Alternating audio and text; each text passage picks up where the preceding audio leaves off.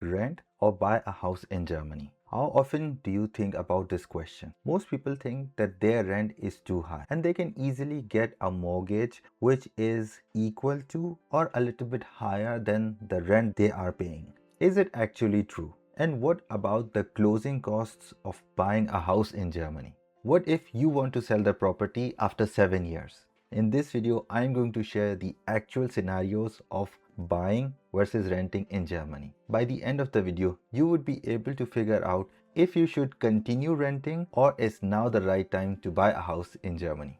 By the way, if you're new here, my name is Essen and on this channel we discuss how to build wealth in Germany. When it comes to the actual real life scenarios, there are many variables that you need to consider. That's why we're going to head over to this tool and do the calculations ourselves based on various parameters. Here we can select from a couple of presets which have certain values based on the scenario. For example, conservative, buy to live, buy as an investment, and more likely to save in the next 7 years. But we're going to modify this based on our own calculations. So first we are going to set that this is a self-use purchase.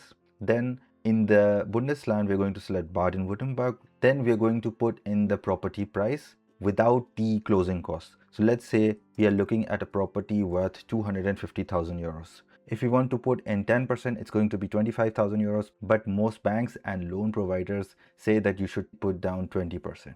Then the interest rate, I think 4.5% at the time of making this video is quite reasonable, but depending on your own specific case and what the lenders are willing to give you, you can modify this amount. Next is the total loan term. Let's say we're going to take a 15-year loan and the holding period is also 15 years. So in the next step, we are going to add in our current monthly rent. So here the default value is 1600, but assuming that we are looking at a 250,000 euros property, your rent might not be that high. When comparing buying versus renting, you have to consider two main things. The first one is that you are comparing two similar properties. So if a property is available for 250,000 euros and it has, let's say, 2 rooms, and if you're living in a 3-room apartment and you're paying 1,000 euros rent, you cannot directly compare these two properties because this is not a similar or a fair comparison.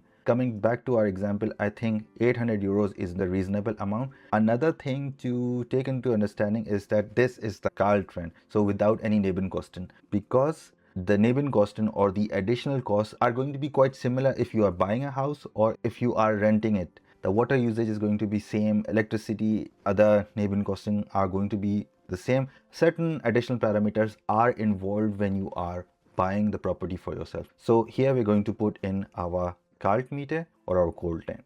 Next, we are going to add the rental growth in percentage per year. In many cities, the growth rate is quite high, but I would say if you are living in a smaller city or if you are living in a rent controlled apartment, the rent growth is not that high. So in this case, I'm going to write down 1% growth per year. In the next column, which is investment return, here we are going to put in the market returns for the renters camp.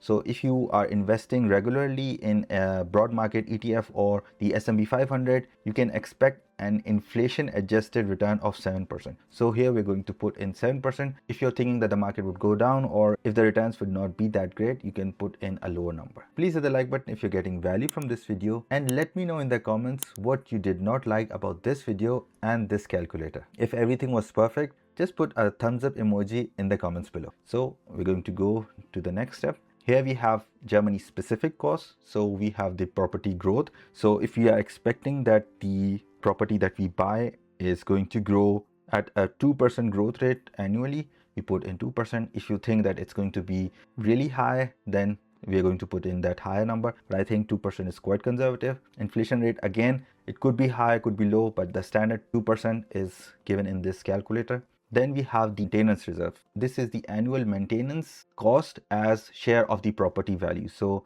we are going to say 1.2%, which is quite conservative. Some people say it should be 2%, 3%, depending on what you think you can put in. But let's say we are going to put in 2%. Then we have the notary and registry costs. This is going to be standard and pre-populated depending on the province or the federal state you select in the first step. Then we have the broker fees. Again, if you find a property which does not include broker costs, you can simply deactivate this and it will not include the broker cost, but in most cases there is a broker cost.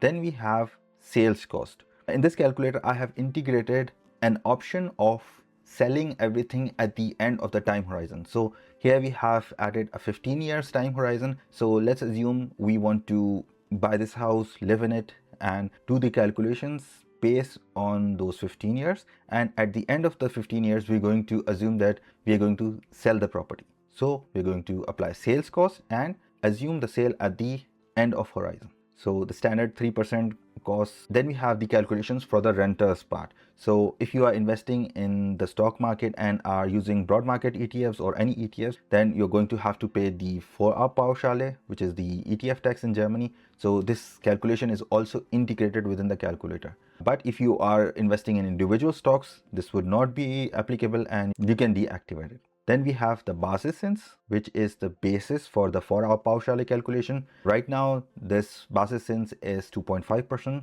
So we're going to assume that this is going to be the standard throughout our 15 years time horizon. And again, at the end of the time horizon, if we are selling the property as a buyer, then we should also consider selling our ETFs. That's why that would be a fair assessment in my opinion, because at the end of the 15 years, we are selling our property and we are also selling our ETFs. But if you think that you would keep on investing, then you should not apply the ETF exit tax. At the moment, the ETF tax is 25% plus Solidaritätszuschlag, which comes out to be approximately 26.38%. Then we have the equity distribution. For most people, I think this 30% default value is correct. But if you are having a specific ETF and you know the equity distribution of that ETF, then change the value, otherwise keep it standard.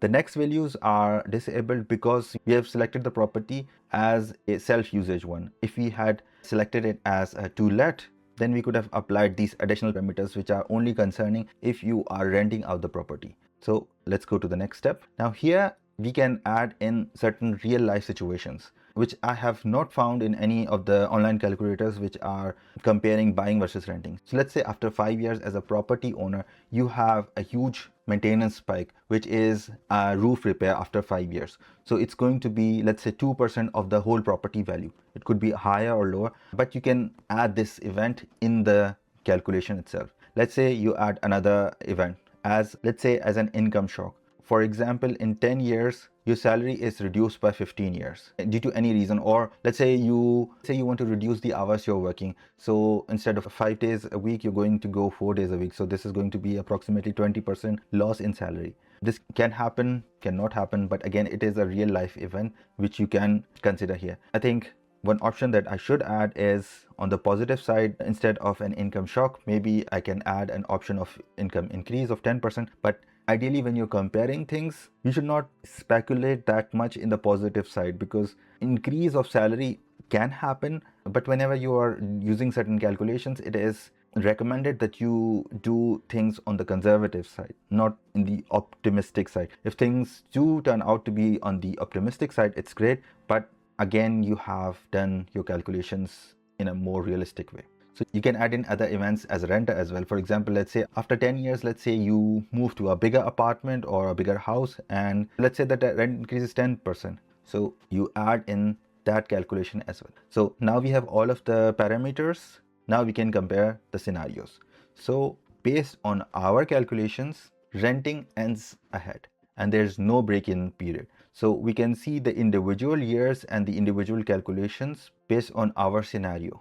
And after 15 years, our calculation says that after buying a house, our total wealth increase, or our total wealth based on these numbers, would be 242,000 euros. And if we end up renting and we keep on investing the difference in the mortgage and the calculated and the rented amount, we would have a net wealth of 327,000 euros. And you can see here in year 14 and year 15, here you can see that in the buying chart, our graph is a little bit lower because we are including the selling cost. And here as well, we are including the ETF tax and the Vorabpauschale tax as well. Obviously, there are going to be many parameters which you can play around and see depending on the scenario, depending on the calculations that you want to consider. Obviously, this is just a calculator and your situation could be quite different based on the elements. Let's say the rent is 1200 euros, right? And the investment return is 5%. Again, with the exact same parameters apart from these two, then we can see that buying comes out to be better than renting. And you have a 14,000 euros positive growth when you are buying instead of renting. So depending on the parameters, the calculations, and let's say in the life events, we remove all of these events and compare the scenario, even then buying comes out to be quite higher. So head over to this tool, check it out. Let me know what you like about it, what you don't like about it. Again, it's based on multiple things, my discussions with you guys, with different real estate experts, and this is just something that can help you decide buying or renting a property in Germany. In this video, I share how to buy a house with zero equity, and in this video, I share how to start investing in the stock market.